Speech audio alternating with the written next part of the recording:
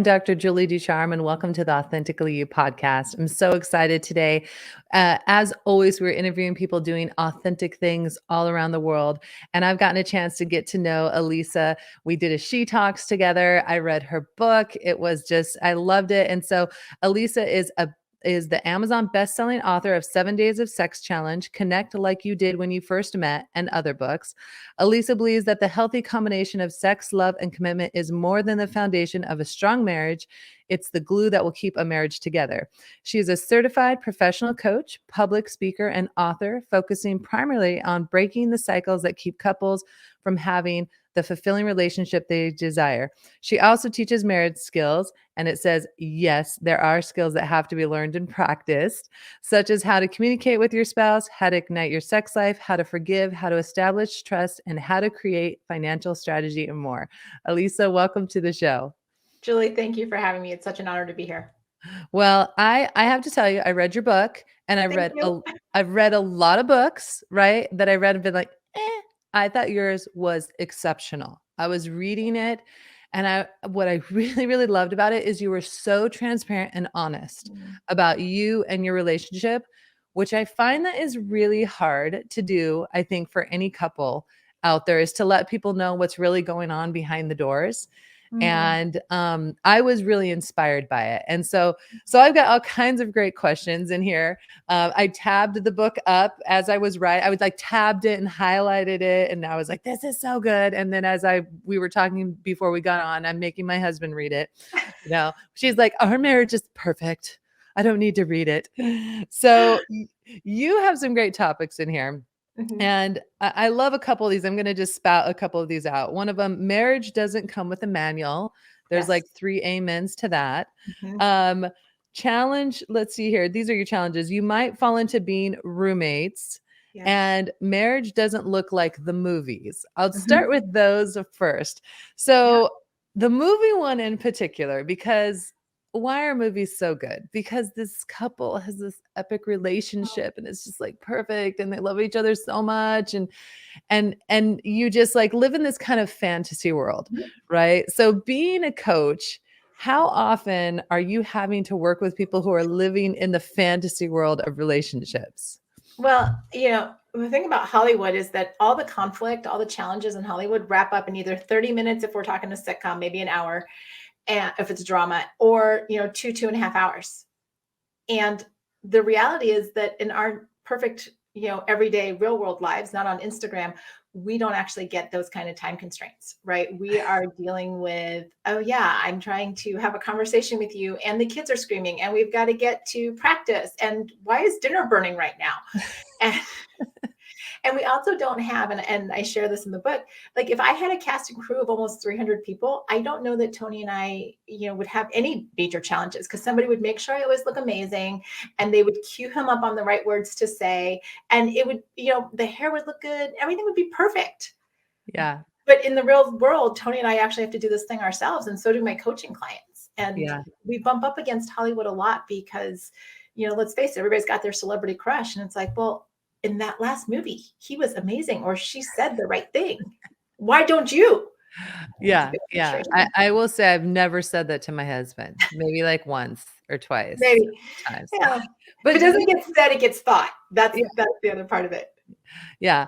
And my husband's sending me funny pictures right now, like words of things like cuddling, right? We were saying like they always look like they're perfectly cuddling on the bed at night. When I get into bed, I'm like, I want my space. Don't touch me. Because we have an Eastern King. We have an Eastern King bed, and I think I sleep like I end up on the edge. I like just being on the very edge of the bed. And Tony's like, come and cuddle with me. Come to the middle. And I'm like, I need 18 inches on this side. I'm good. These things really hit home because culturally, we are just constantly, these fantasies are put into our mind. We see pictures of the perfect wife and the perfect husband and the perfect kids. I mean, I always love the commercial where the entire house is white and everyone's wearing white and there's not a single stain on anything. And they're having this lovely dinner, like spaghetti with white, and I'm like, you don't realize it, but you kind of get this burned into your mind without even thinking it, right? It's just kind of everywhere.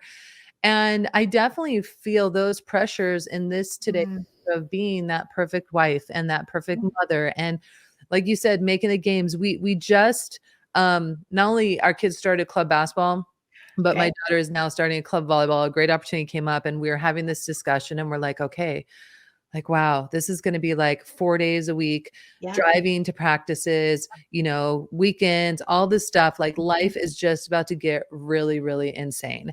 And so, when you're dealing with couples who are living that lifestyle, I would love to hear about you talk a lot in the book, obviously, about creating intimacy in several Mhm. different ways, just in relationships in general, sexually, and other things. So, what are some tips for some of those people like myself and many, many other parents I know who are running themselves ragged in life and trying to figure out how do I keep my marriage in a Mm. good place?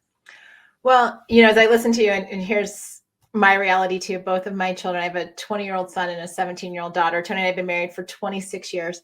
Um, we've been through the sports seasons, we've been through the activity seasons. And the reality is that I make it a priority when my kids are in their sports seasons to get every single practice, every single game on the calendar, right? It's important to my children. It's important, especially when I had to drive them. Now that I have two drivers, it's a Yeah. beautiful thing. Um, but because those schedules were so important, they made it on the calendar. And this is something that I teach a lot of my coaching couples. It's like, where does your spouse show up on your calendar? Mm, You're so busy, you're doing all of these things for your kids. And I understand. I mean, we've always wanted to do right by our kids and do so much for them. But the reality is one of the biggest gifts we can give our children is actually having a happy, healthy, thriving marriage, yeah. because that ultimately brings them security. That ultimately provides that launching pad for them. So we've got to actually demonstrate from the time that they're little that mom and dad actually get a place on the calendar too. Mom Yeah. and dad, it's date night. If you can find a ride to that party, you can go. Or if we can drop you off and pick you up after, you can go. But that is date night. That is, mom and dad's quiet time. That is, when mom and dad have a coffee break. And it becomes part of the family culture. Yeah. And that's really where we shift things to make our families back to being marriage centric, so that all of the little orbits that we have, also known as children, will launch and do marriage well when they get out on their own as well. Yeah. And it's so true. It is true. I mean, our calendars look like a rainbow Mhm. because I have my husband's calendar, the kids' calendar, my calendar, the work calendar.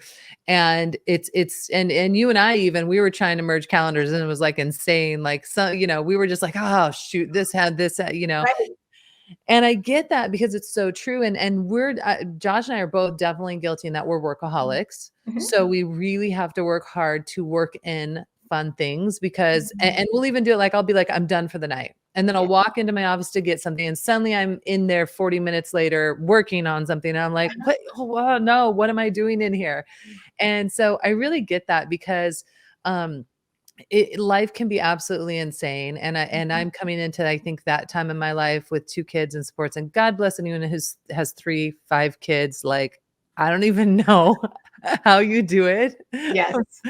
But I love that, and so another place I had marked in the book, because I'm sure this is, like, a really, um, big thing among couples, obviously communication, Mhm. right? So in the midst of our crazy worlds, work and kids and stuff, I was reading in here on one of the page on Tony's thoughts, and Uh-huh. he said, "When Alisa would shut down, I felt frustrated, insignificant, and hurt." Mhm. And the reason why that resonated with me was because I know I have a different communication method than my husband. So Sure. I want to solve problems right now because I don't want to go to bed with a problem not solved. Right. He, on the other hand, has to process things and he wants to Mhm. process. And Mhm. it drives me crazy. And he knows this. So we have these two different types of communication styles where I'm like, let's solve this, let's get it done Mhm. and be over with it. And he has to process it.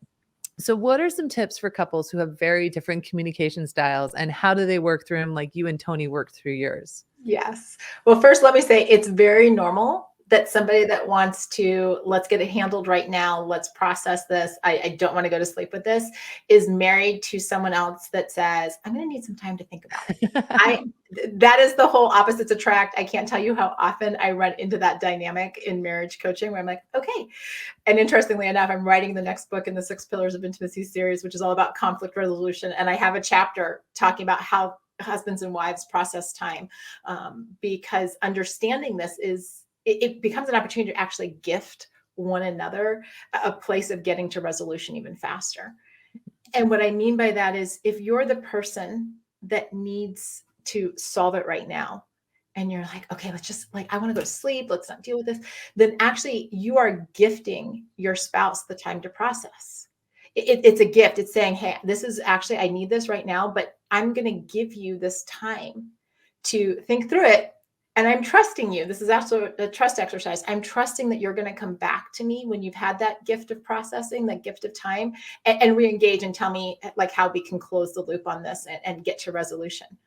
On the other hand, if you're the one that really likes and needs that time to process, your gift is the gift of re-engagement. It's saying, hey, I know we see things differently. I know that you actually want to get this done right now. This 30 minutes, this hour, whatever it might be that you have gifted me, I value it so much. I'm going to come back and close that loop, and I'm going to re-engage with you. And when you get to that place where both of those gifts are being given in a marriage, then as much as you want to be like, yeah, let's just solve this right now, if you know that Josh is going to come back to you in 30 minutes, an hour, when he has had time to take stock, get the emotions under control, then it's much easier to step into that place where you're like, I'm not going to have to wait very long. And the Josh that I get when I've given him that time is a Josh that's a little bit easier to engage with.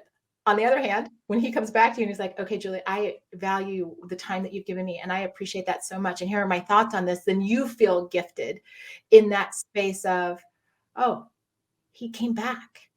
Like, he came back and closed this conversation. We were able to have a conversation about it. And it's a great way for couples to say, hey, I recognize that we're wired differently, but we can actually use that different wiring to be a strength in our marriage, and a different way to approach the communication, instead of making it a tug of war of, we have to solve this right now. No, I don't want to talk to you. We absolutely are going to go to bed angry. Well, I'm just getting madder, and it escalates into this crazy, you're laughing because, like me, you've lived it. So yeah, No, I appreciate that. And that's important. I mean, basically, you're saying that we need to have some compromise. We can't be just set on one thing, which of course is marriage in general, right? I'd say marriage, like a huge part of marriage is compromise, right? Finding it. And I think somewhere in here too, you talked about in here you said your spouse is going to handle things differently. And you talk about obviously culture and upbringing, which is key. And we talk about this a lot. I asked my husband, like, well, did your parents do that growing up? Because I grew up in a family that did not fight. If they fought, it wasn't around me. So if a fight is happening to me, that's a real, like, crazy thing, because I'm like, whoa, I never grew up with that, right? And so some of my other friends who have like knockdown, drag out fights with their husband, then they're fine 5 minutes later. I'm like, I don't know what, you're fine? Like, that was devastating, right? So I grew up with that, and I recognize that, that, like, that's how my world was. But it's such a good point to make, that, like, we spent a good 18 years with our families and how we were brought up. So we're of course going to behave that way, with that. And it reminds me, you met Martha at She Talks, and she talks about the cultural upbringing and how it affects our finances. Right. And one of the things you talk about obviously are the pillar in finances. And so I found Martha's book paired so well with that chapter. And I want to touch on that, because they say one of the biggest things with divorce is money. And, finances and how we approach them, obviously very different from mine to Josh's upbringing. I grew up in a family where just my dad worked, my mom stayed at home. She was, we're Christians, and she was very trusting. And you know what? The money's going to come and it's going to be fine. God's going to provide. That's how my mom was. And that's how I was raised. And that's very much how I am. I'm like, it's going to work out. It's going to be all fine. And, people are just like, how can you be so, like, I'm like, cause I'm not worried about it. Other people don't feel that way. They stress about finances. And so when we talk about the financial intimacy, Mm. How can couples work together on this? Because this, I hear about this all the time. I know this is a huge issue for so many couples. Well, and I'm sure some of you, even listening to this, just heard Julie say financial intimacy, and you're thinking, do those two words even belong in the same sentence? Because here's the thing: a lot of us were raised in families where, whether you saw, your parents talk about money or not, there's a lot of unwritten or unspoken money messages. Like, we don't talk about money, you don't ask about money, and then all of the other money messages, money doesn't grow on trees, or we don't have enough, or don't ask for that. And so we bring those. It's part of the baggage suitcase train that is behind us when we enter into marriage. And it is important. And I so appreciate, Julie, how you talk about the questions that you and Josh have. Like, did you see that growing up? A lot of things that happen in the world of finances, like learning how to bring your money together, learning how to talk about insurances, learning how to, actually put together a trust or an estate plan, so you can, if you have children, you're even having the conversations around guardianship and who's going to be the executor of the will. Those are all learned skills. And what you saw growing up is very much going to play into what you think it should look like in your marriage. Now, we've all kinds of role modeling. I will say, I've been coaching for 10 years. Every family has some measure of dysfunction in it. Let me just put that out there. There are no perfect families, regardless of what you see. Like Julie was saying earlier, the family with the White House and the eating spaghetti, wearing white clothes, like that is only an Instagram picture or commercial. The rest of us get spaghetti sauce on our white clothes, and the dog runs across the couch, and there are toys everywhere, or teenage boys in their sports gear, as is often the case in my house. But stepping into this place of financial intimacy is actually stepping into vulnerability, right? A lot of times when and this is why emotional intimacy is actually the first pillar, because you have to be able to talk about things to be able to talk about the other five. But stepping into this place of financial intimacy it's letting down some of those guards. It's saying, I know what I heard about, we don't talk about money. I know what I heard about, here's how, dad just handles the finances, mom doesn't know what's going on. I know those things. But it's stepping into this place in the relationship that the two of you are creating and saying, how are we going to do things? Just because this was my model doesn't mean it has to be our present. It just means that's what I know. But intimacy really comes, that closeness and connection really comes when you start to say, hey, I want to understand you better. I want to understand what you were raised with. And I want to understand what your vision for our relationship is and how we can craft that together in any of the areas, but specifically as we're talking here in the area of financial intimacy. And I have a question. I found this really interesting. So Josh and I have all connected accounts financially. We don't separate anything, but I have heard a lot of couples say where they have like one pot for money, and then they each have separate accounts and they each pay separate things like and I found that really intriguing because I never thought about that. And I'm curious, how does that help or hurt financial intimacy when you have separate accounts? It's something. So I don't know how long have you guys been married? I think we're coming up on 19 Okay. years. Yeah. I feel like this whole separate pots of money coming into a shared pot for certain things, people doing their own stuff, I feel like that has probably over the last 10 to 12 years become more common. And I don't know if that's because people are getting married later. I got married when I was 22. So at that point in time, we didn't have any money. So we might as well just put it all in the same pot. And that's just what it was. Yeah. I really think, as I look at couples now, it's evaluating what's best for your marriage.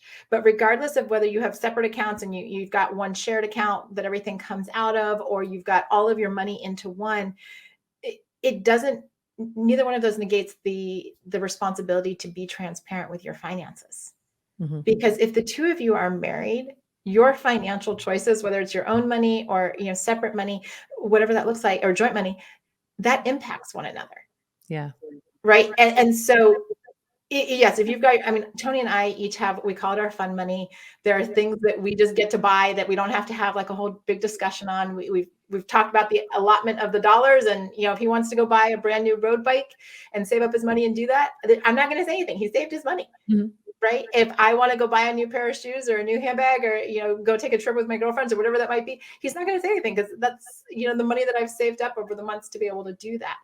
Mm-hmm. But we got to that point by having the conversations around our finances. I think the one thing that I see most often when it comes to couples that have separate accounts is that often they're leading parallel lives and they're not having the conversations around finances. And I find that this actually, as a downfall, makes it easier for couples to split up because they're like, oh, well, the finances are already separate. And so, because it's uncomfortable, I'm just going to go do my own thing. And when finances are separate, it's much easier to just be like, this got a little hard. I don't want to do this anymore. Yeah. Yeah, I hear that. Yeah, for me, I guess it's accountability, like you said. I mean, and that's important, and if you're not having accountability with those separate accounts, I know that's where I've seen some friends really struggle because then things do come up and it's like, oh, whoa, I didn't know you were doing that, but because it was their money, they felt that that was appropriate. And finances is tricky. I know it's, as you said, every couple's got to do what works for them. And, we didn't know anything. We got married. My husband was 20, I was 25. My parents didn't really have conversations with us about money or anything like that. I mean, we definitely probably broke all the rules in the book, right? Just trying to figure out money and how things go. My parents didn't talk about retirement or, having an IRA or any of that stuff because they came from a very simple time. And so that was stuff we really had to learn. It was definitely, and I wish there had been some type of class or something that would have told me back when I was in my 20s what I could do, which would benefit me in my 40s. But yes, but you look back now and go like, I just known. But at the same time, it was a great learning lesson so we can give to our children, which is my hope. And I think that's a big part of it, and it's why I say in the book, marriage doesn't come with a manual. Yeah. And so it's seeking out those couples. And it doesn't matter if you're, in your 20s and you're married, if you're in your 40s and you're married, if you're in your 60s and you're married, it's looking at who are those couples in your world, or going out and actively seeking couples that you can see the fruit on their lives. You can see what they've accomplished. You can talk to them. You can pick their brain. They really become that mentor for you to say, oh, okay, you're just like one step ahead of me. How did you figure out finances? How did you learn this? Because it's so important to us. Especially if you have children, it's so important to pass the knowledge on to the generation behind us so that they're not just learning on TikTok, so that they're not just, doing a YouTube video, but they're actually learning from couples that have lived it and are willing to invest in them and pay that forward so their marriages can be stronger. Yeah, I love that. Well, and the last thing I want to cover is the big S that we have in here, pillar number 6, sexual intimacy, which you did put at the end of the book, which is a great idea because it forces people to read it. And of course, one of the things that caught my attention is when you were first talking about the 7 days of sex challenge, right? Which I was like, wait, what's this? What? And then I think in the book you talked about a 30-day challenge. And in this busy world that especially I look now being married 19 years, right? In the beginning, it's easy. You're married, you're young, you don't have responsibilities. But now we're balancing life and finances and children and sports and jobs. And one, I like that you really talk about, you're really transparent about this, creating part of a good marriage is having a good sex life. And a lot of people are embarrassed and they don't want to talk about it, especially in the Christian world. Oh, yes. It's never touched on. And you touched on a couple of things. I think you said you were raised Catholic. Yes. And just kind of the feelings you had about that. I was raised Christian. I was always just scared by sex. They would scare you about it. So when you eventually got married, you had I remember having a very odd perspective on it, right? Because it was suddenly like, oh, okay, now you're good to go. All right, go have a good time. And you're like, what? Right. And nobody would talk to you about it. I would ask people about it. I would ask lots of women. No one would give me advice. No one would tell me anything. And so, when I got married, it was, as you mentioned, I felt some of those same things. And, how do you build a good sex life, but also a marriage and make time? Because there's definitely nights where you're like, I am just too tired, and that can turn into a week and then 2 weeks. And so I really enjoyed that chapter. But what are some tips that you could give couples like myself that are very busy and trying to find a balance between good life, but also good relationship and also a good sex life?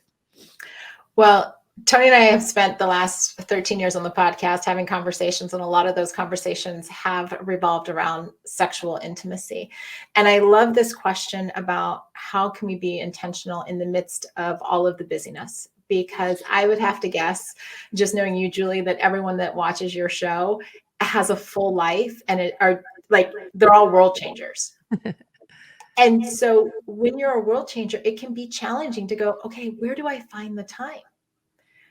But the reality is that the time is there. It's how you're choosing to allocate your time. And so what Tony and I have realized, we had initially done a 60-day challenge. That's the one I mentioned in the book. And we've done multiple, like every year since 2008, we have done some sort of sex challenge, anywhere from 7 days to 60 days. We actually do it as part of a reset for our marriage once a year.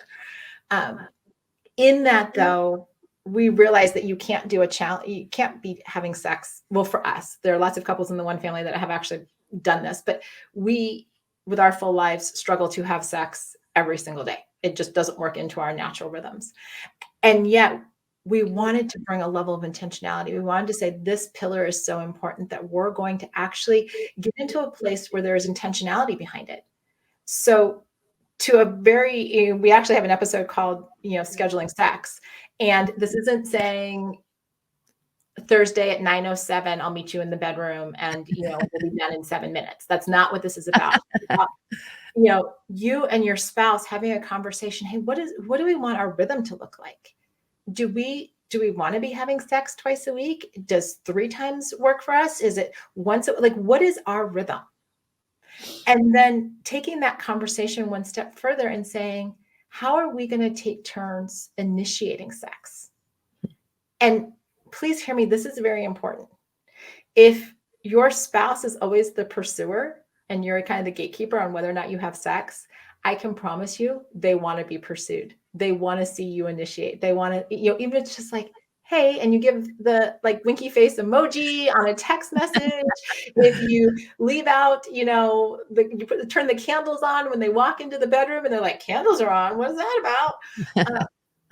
We all have this innate sense, this innate desire to be desired. And so having the conversation, what's our frequency going to be? How do we get that on our calendar? For Tony and I, we said we want to be consistent with 2 days a week. And so we actually just divided the week and said, here are your 3 days. You're going to initiate on one of those 3 days. Here are my 3 days. I'm going to initiate on one of those 3 days. The 7th day can either be a bonus day or it's a rest day, however we choose to see it that week. But the other aspect of this is that it keeps us very in tuned with what's going on with everybody's schedules. It keeps us in tune with how the other person is feeling. So those nights when you're super tired or when somebody's kind of maybe getting a cold, you're like, probably not today. But it's actually allowed us to really minimize the amount of rejection of having to say no, because we're having more frequent conversations. Sexual intimacy we talk about it like we talk about, our finances or about the weather or about the kids. It is just woven into the fabric of our marriage. And when that happens, there's a shift for couples away from it being a tug of war to just being one more strength in their relationship.